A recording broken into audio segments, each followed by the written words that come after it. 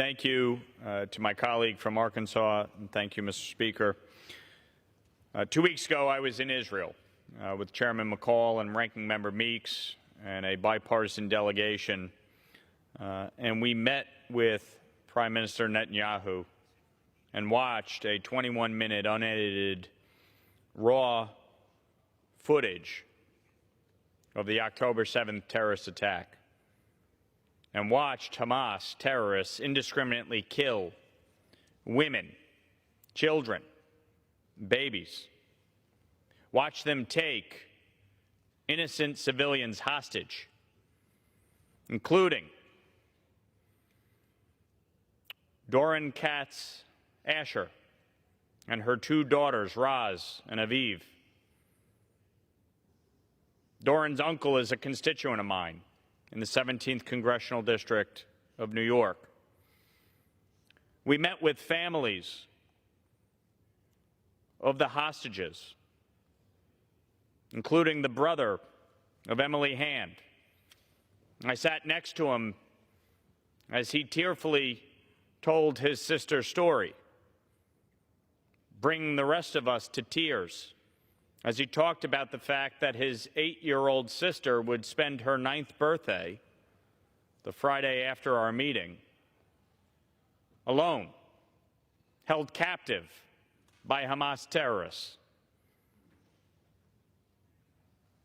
A few weeks ago in New York City, I met with the mother of your Yaakov and Yagil Yaakov, a 13 and 16-year-old young men who were held captive. All of them have since been released. And I want to thank the administration for negotiating to get their release. But let's be clear.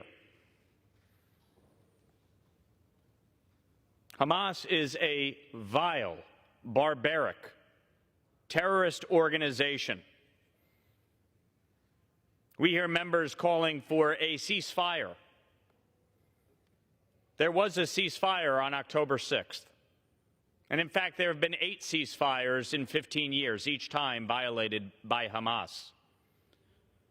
This most recent one, the biggest slaughtering of Jews since the Holocaust, 240 innocents taken away from their families.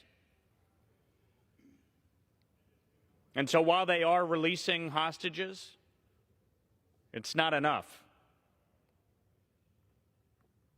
I have a simple way for this to end. If people want a ceasefire, Hamas must surrender. It's that simple. We want these hostages home, and we want to make sure that the innocent lives lost is not in vain. I yield the gentleman an additional minute. We saw yesterday news reports that Hamas would not release a 10-month-old baby, and in fact was turning that baby over to another terrorist organization. That is the type of people, if you can even call them that you are dealing with.